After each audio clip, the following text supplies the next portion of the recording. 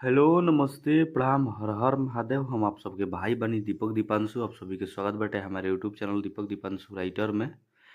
तरवा लोग कैसन बानी भैया, हमारा आशा ना पूरा विश्वास बा कि आप लोग एकदम ठीक होखम और एकदम ठीक रहिए, मस्त रहिए, स्वस्थ रहिए और आप लोग अपने काम में व्यस्त रहिए। तो चलिए भैया, आज हम रोज सब खातिर बहुत एगो जबरदस्त बढ़िया लोकगीत लेकर के आइल बानी। तो हमारा आशा ना पूरा विश्वास बा कि हमारी लिखल गाना बनावल वीडियो आप सबके बहुत ही बेहद पसंद आई, अच्छा लगे और आप सबके प्यार दुलार सपोर्ट और आशीर्वाद अपने भाई दीपक दीपांशु के जरूर मिले और आप लोग जरूर देख जा भैया। तो जो भी भाई अभी तक हमारे चैनल के सब्सक्राइब नहीं कीजिए पहले प्लीज़ आप लोग सब्सक्राइब करके बेल आइकन प्रेस कर लीजिए, ताकि जो भी वीडियो लेकर के नोटिफिकेशन आप सबके पास पहुंचे, ताकि आप सब उस वीडियो को देख सकीजिए, सुन सकीजिए। तो चलिए भैया वो सबसे बता दी कि आप लोग वीडियो में पूरा बनल रहेंगे, पूरा फुल सॉन्ग बाटे। और जे भी भाई के हमसे पर्सनल गाना लिखवाए हो कि या म्यूजिक बनवाए हो कि, तो भाई लोग हमारे नंबर पर संपर्क कर सकते हैं। हम लोग हमारी नंबर डिस्क्रिप्शन बॉक्स और वीडियो की स्क्रीन पर सभी जगह मिल जाए। तर्ज बाटे मुबारक हो तुमको ये शादी तुम्हारी, हिंदी हिंदी गाना के हटे, ऑर्केस्ट्रा के गाना लिखल बाटे, ऑर्केस्ट्रा सॉन्ग लोकगीत 2025।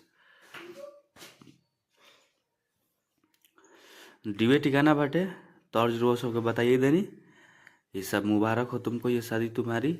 और जो भी भाई हमसे पर्सनल गाना लिखवाए होगी, म्यूजिक बनाए होगी, तो भाई लोग हमारे नंबर पर संपर्क कर सकते हैं। हम लोग कम से कम बजट में, कम से कम खर्च में काम कर दे बोली भैया लोग के। तो आप लोग मौका के सेवा एक बार जरूर दीजिए। तो चलिए हम मुखड़ा के डमी करके सुनाओ तनी। लड़की लड़की कहताड़ी कि हिक भव मजा ले लो यरौ जबरही कुंवार, अब पछताता वो काहे शादी होता हमार। हिक भ मजा ले लो यरौ जबरही कुंवार, अब पछताता वो काहे शादी होता हमार। कि ये स्टोरी डालता वो लिख लिख के गारी।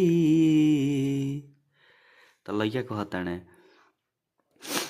मुबारक हो तुमको ये शादी तुम्हारी, आ ससुरा में सैया सुताइए के मारी। होगा दर्द जब याद आएगी हमारी, आ ससुरा में पियावा निहुराइए के मारी। ये हमनी के मुखड़ा रहा। आप सबके मुखड़ा कैसा लागल आप सब कमेंट करके जरूर बतलाइए। और अच्छा लगी तो प्लीज़ आप लोग हमारे वीडियो के और अपने भाई के सपोर्ट जरूर करब। चलिए धन्यवाद।